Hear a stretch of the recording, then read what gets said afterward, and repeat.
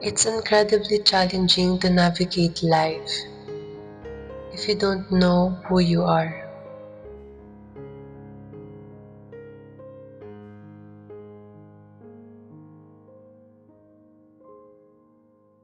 We need to know what makes us happy or sad. Without that, life can feel black and white with no color.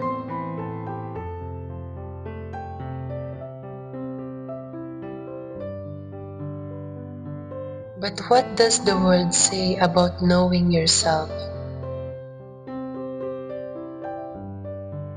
Do we have to be like everyone else? Do we have to fit in with what the world says we should be?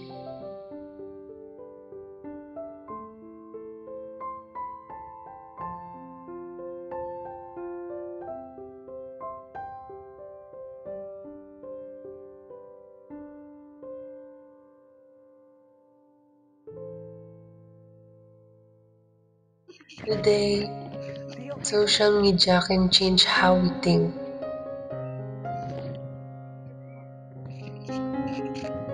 It can influence people all over the world.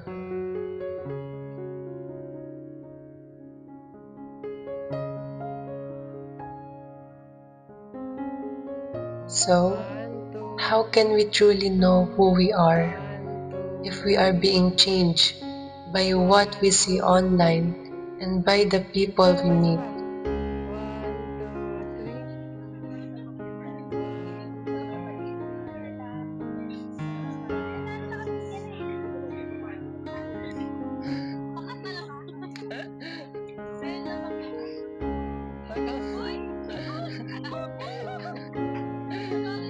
Okay lang po. Hi ka. Ang sarap siguro sa feeling na kilalang kilala mo na yung sarili mo, no? Yung hindi ka na madaling ma-influence sa mga taong nasa paligid mo or kung ano yung mga nakikita mo sa social media. To the point na hindi mo na rin kino-compare yung buhay at yung sarili mo sa ibang tao. Naniniwala kasi ako na sobrang dali nating ma-influence sa social media kung hindi natin kilala yung sarili natin. Kasi bawat personality ng mga tao ina-idolize natin, pwede nating ma-adapt, which is nawawala na tayo ng freedom para i-discover yung tunay na sarili natin. I say this because I don't want us to live in someone else's shadow.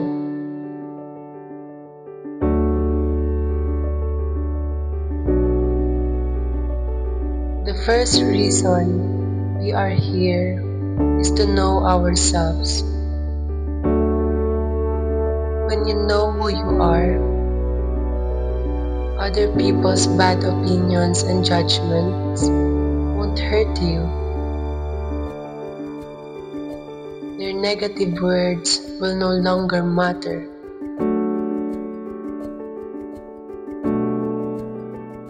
How can you be hurt by what they say if you know it's not true? How can they break your dreams if you know you are capable of anything?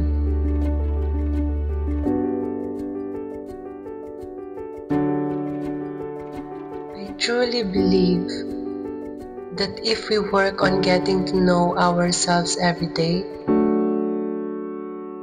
we will become a better person. Nothing will be impossible.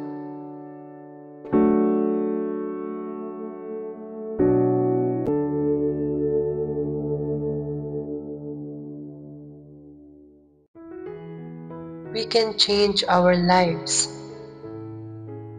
make them better, and add color to them. Staying here makes me realize that knowing yourself isn't just about big thoughts or ideas, but also about appreciating these little moments that makes you feel alive. It all starts with us. It starts with how we think and act to reach our dreams.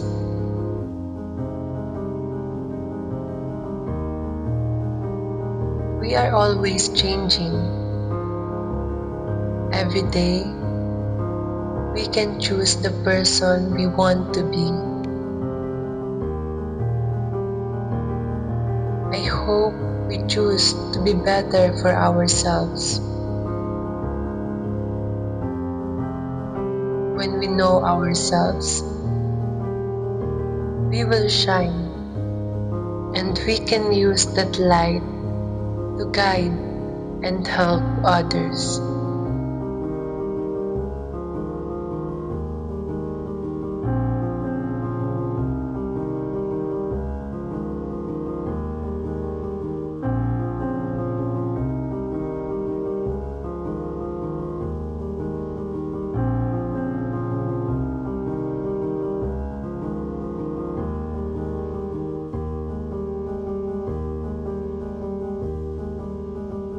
So, I hope you will choose to start your own journey of self-discovery.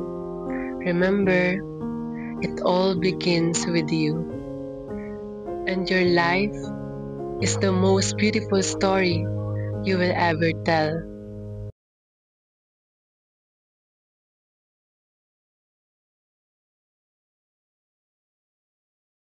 Palaki kasi ako ng mother ko nung tita ko na hindi siya alam niya sa akin na hindi siya yung tunay kong mother, pero sa hirap ng buhay, pinaalaga ako sa kanya, plus wala kasi siyang naging anak talaga. So ako daw yung blessing sa buhay niya. 65 tapos ako 20 years old nung nawala siya. Magta-21 ako. Nung June, nag-21 ako. Wala na siya nun kasi November. Yung tita ko na yun, kung one word or 3 words masasabi ko na kaya niya ibigay yung love, yung unconditional love, tapos kaya niyang maging nanay sa'yo higit pa. Kasi mahirap lang kami. As in, lower level lang kami ng status ng life. Then, kahit isang tuka, binuhay niya ako sa iba't ibang bahay. Then, namatay siya. Alam mo yun, hindi ko man lang na suklian yung mga paghihirap niya. Yung mga sacrifices niya. Kaya pinalaki niya talaga akong independent eh. Yung parang, go, gawin mo lahat ng mga bagay na gusto mo. Pag nag-fail ka, andito lang ako. Tumayo ka, bumangon, matuto. So, ganun, ina-apply ko pa rin siya sa hanggang ngayon. Kasi kumbaga, yun yung talagang pamana niya sa akin. Alam mo ba, ang hirap kaya maging working student, plus, wala kang time talaga sa passion mo. Pagod yung Cycle na pagod. Pag day off mo, ipapahinga mo na lang kasi hindi mo na kaya. Hindi mo pa mapapahinga kasi kung magkakaroon kayo naman sa bahay. Activities. Kaya activities sa school. Diba? Labada-day. Kaya, alam mo yun, alam mo ba nagagawa ko to? Kasi, nagkasakit ako. Almost 2 weeks ako naka-leave sa work. Ayun, Kasama na vacation leave. parang blessing in disguise. Minsan talaga, may way, kumbaga unexpected ways yung universe or si God para ipunta ka or ipalapit ka dun talaga sa totoo mong passion na minsan nakakalimutan na natin. At minsan naisip natin na imposible na. Kasi sobrang busy na ng buhay. Nasa realities ka na. Nasa adult part ka na ng buhay. So, hindi na natin, feel natin hindi na restricted na tayo mag-enjoy. Responsibilities na wala nang Totoo. At alam mo, Bo, ang hirap pag nasa ganun kang situation na parang sobrang patong-patong mga responsibilities, hindi mo na kayang umiti. hindi mo kayang umiti to the point na yung genuine happiness na kaya mo ipakita, unlike before nung bata. Kaya hinahanap ko siya ngayon. Feel ko nahanap ko naman. Ako, nawala yung genuine happiness. Nawala yung Diba? parang other half mo, nawala. Other half mo. Kasi talaga, sila yung bumubuo sa atin eh. Kumbaga, buong buhay natin, Sila yung nakaalala. nakalalay. Nararamdaman natin, kalinga. So, yun yung hinahanap-hanap natin. Tapos yun nga, yung hindi pa tayo nabigyan ng chance na balik na kasi kulian natin. Oo. Kumbaga, yung deserve nila, hindi natin naibigay. Kaya sabi ko, Ay, makita mo lang tayo. Yun talaga yun. Kasi yun naman din, alam kong maging okay tayo sa nakabigyan tayo ng education na Deserve natin. ano matapos natin pag-aaral natin. Hindi nila nagawa. Kaya sobrang, alam mo yun, sobrang missing part talaga siya ng buhay kapag nawalan ka ng taong mahalaga sa'yo, lalo na yung parents mo. Pero wag na wag lang talaga natin kakalimutan yung mga lessons na iniwan nila sa atin. Tapos kung paano nila tayo binuo. Kasi alam mo ba, sa influence ng social media, nawawala na kaya yung personality natin na binaon talaga sa atin or pinamana sa atin ng magulang natin. Kasi na-influence na tayo. Minsan, alam mo yun,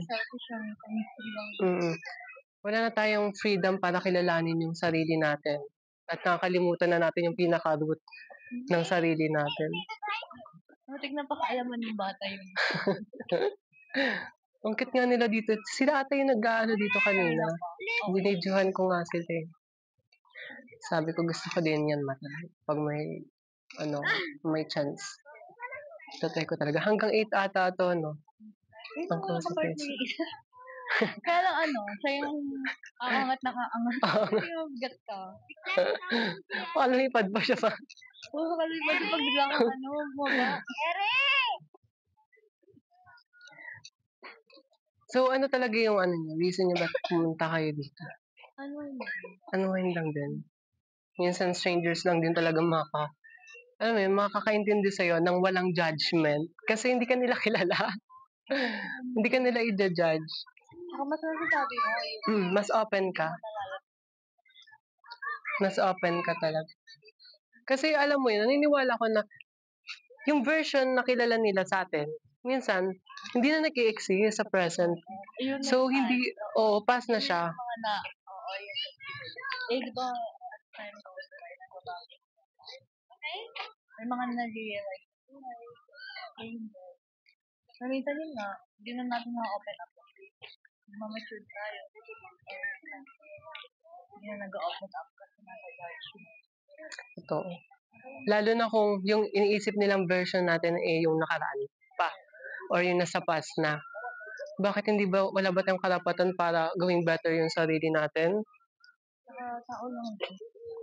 Mali. Tama. One mistake doesn't define us. Mas okay yung mga advice of parents compare sa ibang tao. Sa friends. Kasi nararamdaman ka talaga nila. Parang mas wise sila. Doon sa life.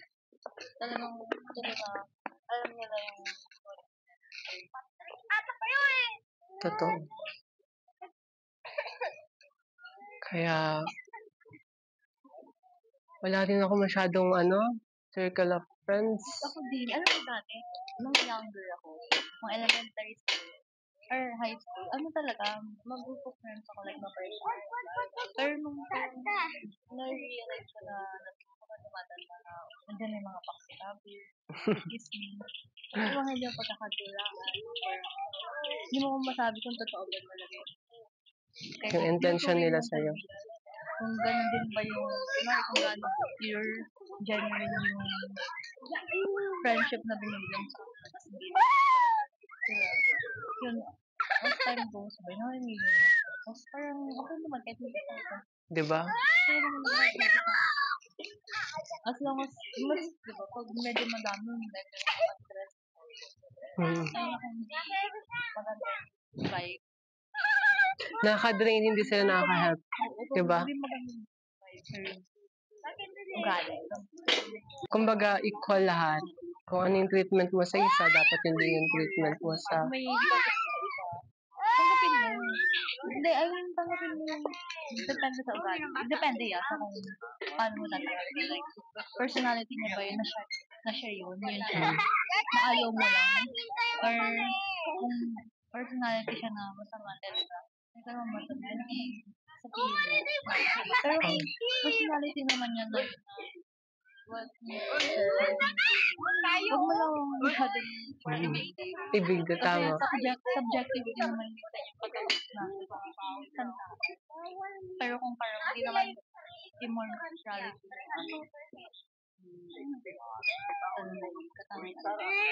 parang iba kasi para sa kanila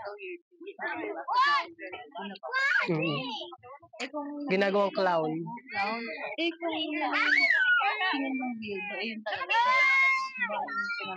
Diba, nag-live sila. Kasi sa pinalakihan natin, kung na-accept mo na lang yun sinabi lang yun. Hindi na kailangan Iparamdam pa. iparamdam pa or sabihin mo pa sa ibang tao. Parang kung hindi mo siya gusto, sarilihin mo na lang. Lalo kung nasa group of friends, circle of friends. Yun yung ayaw ko sa mga, ayaw ko na sa mga Siguro na-experience mo yung ganong situation sa circle of friends. not to the point, parang ako pa yung naging mali. Kasi parang sinasabi sa akin ng isa, gusto nalaman nila, parang ako yung ako yung daw yun. Nagsasabi. Kahit makikinig lang naman ako ng yun. Kaya, tumigil na ako sa mga circle of friends. Mas onte, mas okay, mas payapa, mas genuine yung pinapakita yung treatment sa isa't isa. Carl Quintao. Parang ano lang, maganda lang yung Maganda lang yung sound. Ikaw ano nino? Jessica Tolentino. Alam ko na yung pangalan mo, so alam mo na, add na lang kayo. Sunod lang Jessica. May pa ako. Maria Jessica Tolentino. Jessica. So, di ba may walang soho? Jessica lang. Maria Jessica Tolentino. Carl Quintao. Yung Quintao, tao siya. K-I-N. Tapos tao. Tapos yung Carl, ano lang? C-A-R-L.